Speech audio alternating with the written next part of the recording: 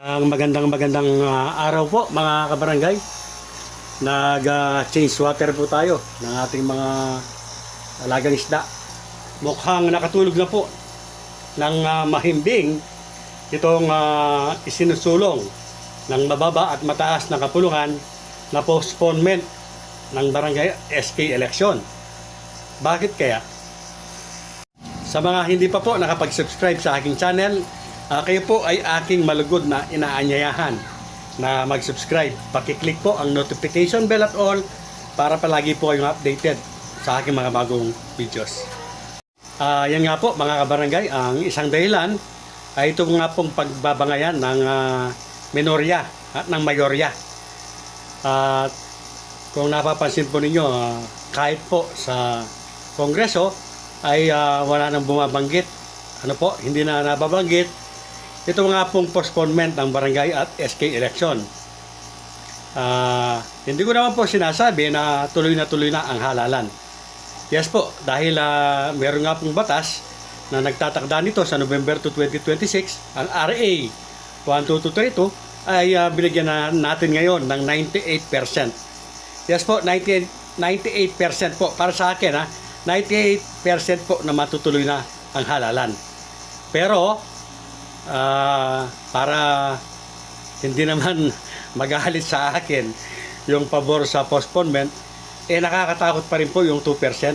Yes po, pwede pa rin po, posible pa rin na ma-postpone ito kahit na sa mga sandaling ito ay natutulog ng mahimbing itong postponement ng barangay at SK election. Baka i-fast track po ito. Kaya lang, kaya po lumaki na yung porsyento. Dati 95% lang, ngayon 98 na po. Bakit ko nasabi? Kasi nga po yung pagbabanggaan po ng minorya at ng mayorya.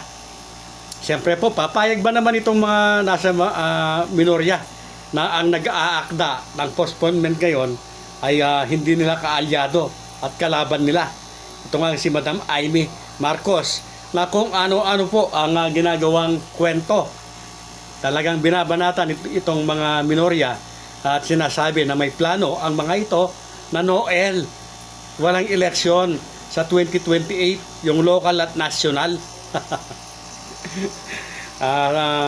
Hindi po kumita yung kwentong yan dahil Comelec po mismo ang nagsabi na wala pong makakapigil wala pong makakapigil sa local at national election sa 2028. At sinabi din po yan ng minorya na wala silang balak. Walang katotohanan yung mga sinasabi nitong si Madam Amy Marcos.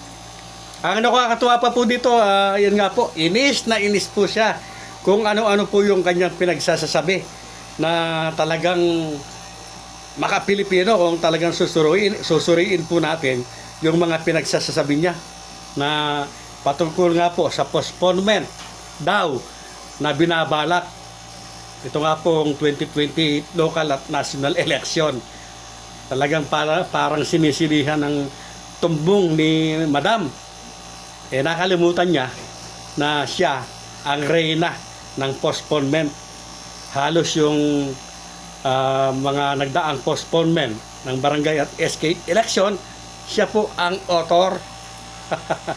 Kaya po muli sa mga gustong humabol, sa mga aspirante, samantalahin na po ninyo ang pagkakataon mga kabarangay. Kumuha na kayo ng inyong mga leaders at pumili na ng inyong mga magiging watchers.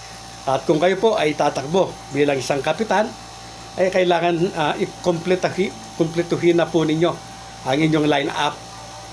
At sa mga independent din naman po na tatakbo, good luck na lamang po sa inyo. Ang masasabi ko lamang po ay medyo mahirap po yung independyente. Yan nga po ay depende kung sino ka.